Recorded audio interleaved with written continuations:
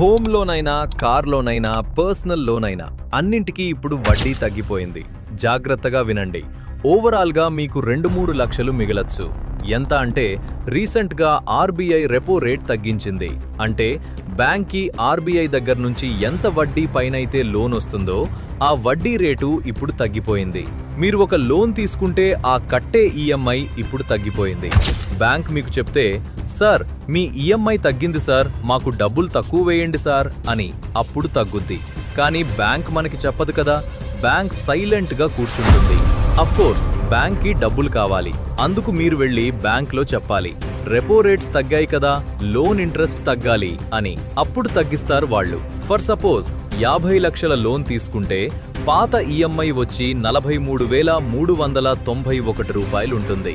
కొత్త ఈఎంఐ వచ్చేసి 41,800 రూపాయలు మాత్రమే ఉంటుంది. అంటే దాదాపు 1,570 రూపాయలు ప్రతి నెల సేవ్ అవుతుంది. అదే 20 సంవత్సరాల లెక్క వేస్తే ఆల్మోస్ట్ 2 లక్షల రూపాయల పైన సేవ్ అవుతుంది.